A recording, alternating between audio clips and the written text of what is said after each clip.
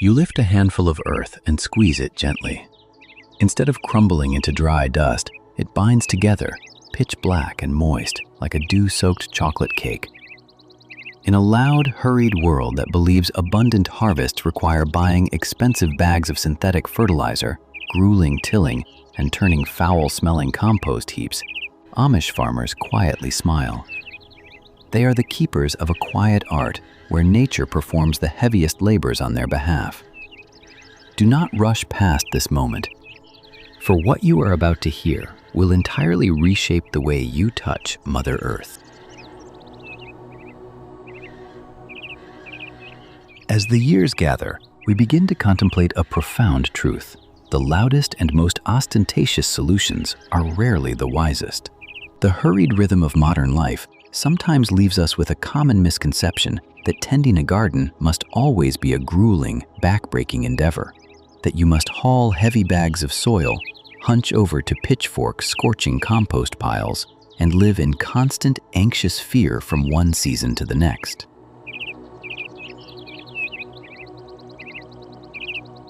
But there is another, gentler path. It is the path that has quietly nourished generations of traditional farmers through the Great Depression and countless historical upheavals. Today we will leave behind the roar of the tractor and step into the tranquil sanctuary of the Amish community to uncover the miraculous philosophies of organic soil building.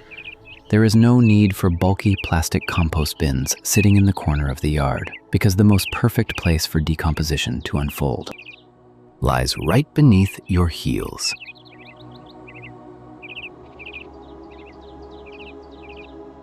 Let us begin with winter, the season the modern world often associates with decay and death. When frost blankets the fields in white, we lock ourselves indoors, firmly believing the microbial world has frozen over and all living things have ceased to breathe. But the Amish, guided by generations of delicate observation, understand that a healthy earth never sleeps. It does not require the blazing heat of the summer sun to maintain its heartbeat. It merely needs a sheltering roof and a humble offering of food. Rather than building exposed compost piles to brave the biting winds, they return this entire process deep into the womb of the earth.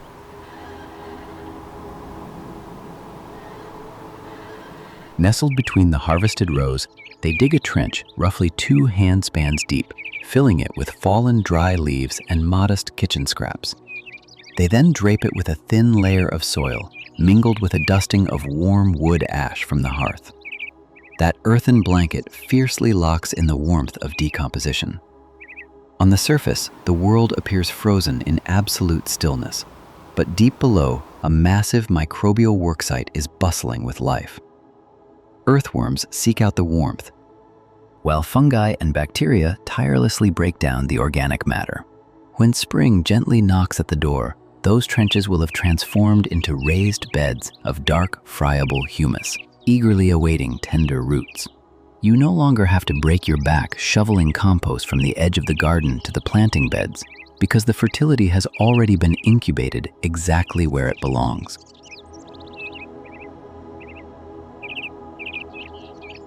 From this winter philosophy, the Amish expand into a quiet, year-round ritual: subterranean humification. When peeling a potato or trimming a bundle of greens, the scraps are not tossed into a foul-smelling kitchen bin, nor are they carried to a distant corner of the yard. They are carried straight to the planting beds, buried in a small trench right beside the growing crops, and covered with earth. There is no odor, no swarm of flies, and no need for turning. You have just laid out a self-serve banquet for the subterranean ecosystem.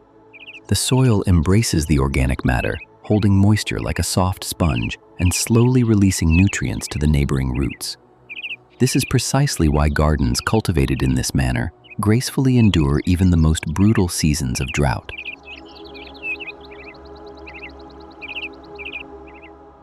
We must address a deeply ingrained, unintentional mistake that is quietly suffocating your garden day by day: trampling. The Amish view their planting beds as a sacred sanctuary. They design narrow rows interwoven with dedicated, sturdy pathways. The human foot must absolutely never step upon the earth where plants grow. The soil has lungs. It too must breathe. A healthy clod of earth is architected from countless microscopic caverns, air pockets, and water capillaries. When you press your heel into it, you crush that flawless structure. Oxygen is squeezed out, microbes suffocate, and plant roots strike a hardened, compacted mass, leaving them stunted and frail. Rainwater, instead of soaking deep, pools and washes away over the surface. By maintaining strict discipline with pathways, the earth remains perpetually loose, friable, and beautifully soft. You will forever bid farewell to the heavy hoe, for the soil is never suffocated to the point of needing to be tilled again.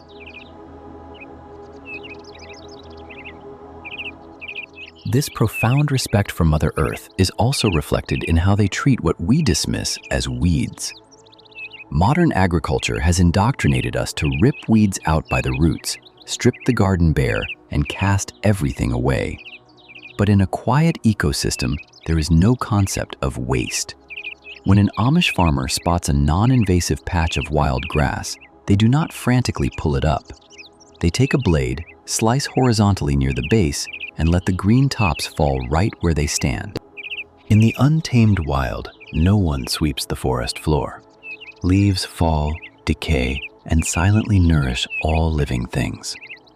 When you apply this chop-and-drop art, two miracles occur.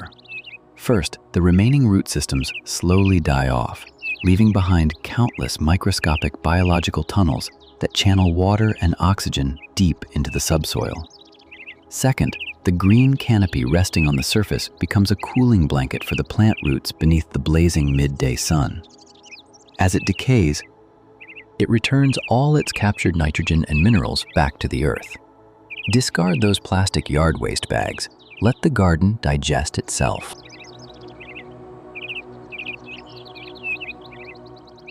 And if your home is warmed by a wood-burning stove, you possess a treasure, but only if you wield it with restraint. Wood ash carries highly concentrated potassium and calcium, the final parting gift left behind by the life cycle of a tree. However, wood ash is fiercely alkaline. Dumping an entire bucket of ash at the base of a plant is as ruthless as pouring a jar of salt into a simmering pot of soup. The quiet farmer sprinkles only a mist-thin layer, as delicately as dusting powdered sugar over a pastry. The perfect, modest amount will neutralize acidic soil, fortifying the plants to bear heavy fruit. But absolutely keep it away from acid-loving plants, and never apply the ash while it still holds the hearth's warmth. There is another philosophy among the Amish, one that might sound heartbreaking at first, yet holds a magnificent, sweeping vision: planting to sacrifice.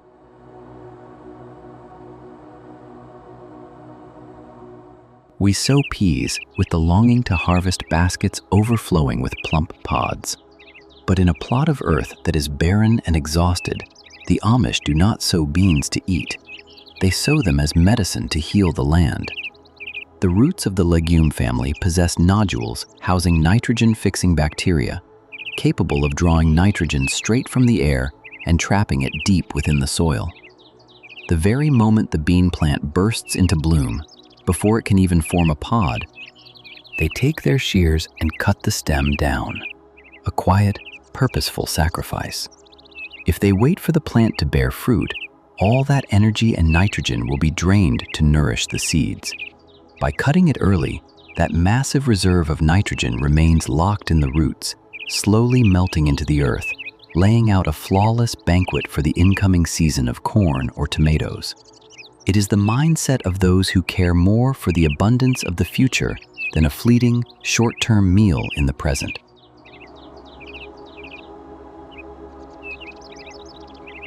To awaken all of this profound fertility, the soil requires a soul.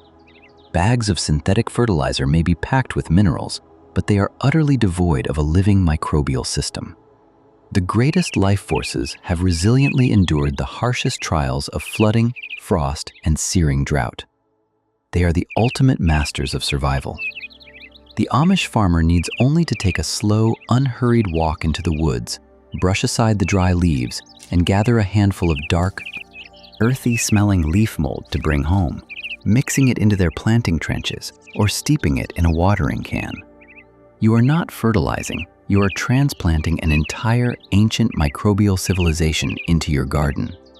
Mycorrhizal fungal threads will spread, weaving a subterranean network of connections, allowing the crops to communicate and share nutrients. A majestic, silent symphony of nature.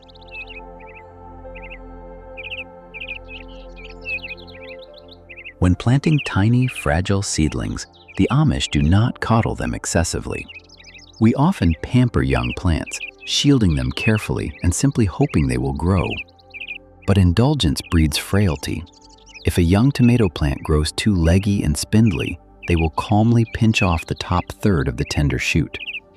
This gentle shock forces the plant to halt its upward reach, channeling all its vital survival energy down into the root system.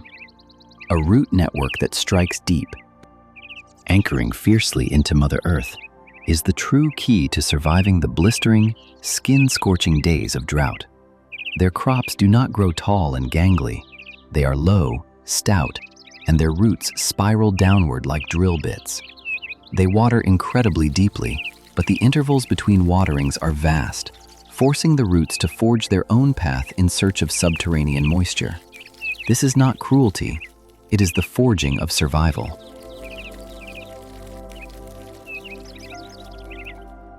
To protect their lush green canopies, they brew manure tea, a liquid gold teeming with vibrant, living microbes. When this tea is misted over the foliage, billions of beneficial bacteria cling tightly to the epidermis, fiercely competing for space, ensuring that mold spores and blight have no place to anchor. It acts as an invisible biological shield, softly protecting the plant from the outside world. And when the autumn harvest draws to a close and the garden lies bare, they begin to spread fresh manure. Fresh manure carries salts and ammonia that can burn roots if applied in the spring. But when spread in autumn, they surrender the processing work to the winter. The biting cold, the freezing rains, and the frost will slowly wash away the excess salts, mellowing out the harshest compounds. By spring, that layer of manure has transformed into friable, dark humus, ready to embrace the heirloom seeds without causing the slightest disruption.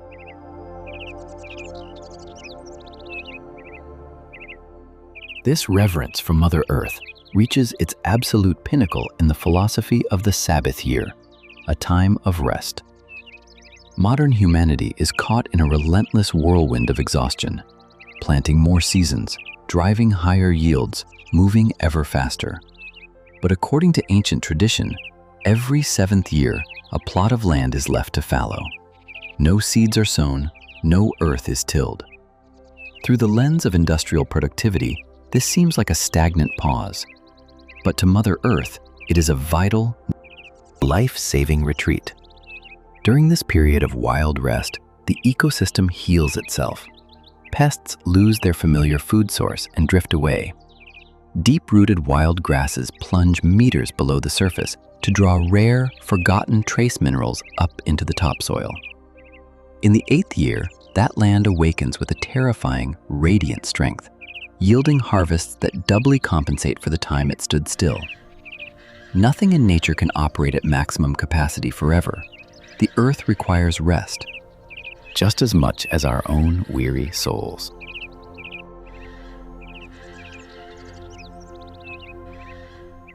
To forever sever the chains of dependency on commercial supply stores, they save their seeds. Hybrid seeds, purchased in glossy foil packets, hold absolutely no memory of your garden. They do not know if your land floods, nor how brutal your summers can be. The Amish meticulously select tomatoes and ears of corn from the most resilient plants, the ones that stood strong against blight and drought on their very own soil, and preserve those seeds. Across generations, those seeds absorb the memories of the land, encoding survival into their very DNA, becoming invincible indigenous heirlooms. Saving seeds is not merely an agricultural technique. It is a quiet, enduring declaration of true freedom.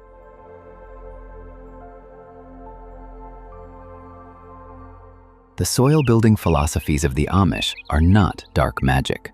They are profound understanding. The earth is not a lifeless mechanical production factory. It is a living, breathing entity that responds to respect and love. We do not need to wage war against nature. We do not need to break our backs hauling heavy loads or overturning the soil. Let the earthworms perform the tilling.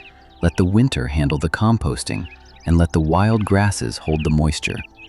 When you cease imposing your will and begin to listen, the garden will quietly tend to itself, and in doing so, it will tend to your soul. This season, try choosing a small corner of your yard. Scatter a handful of woodland soil, or make a vow to stop stepping on your planting beds. Keep your hands stained with the dark, earthy mud, and let your heart turn toward the sunlight.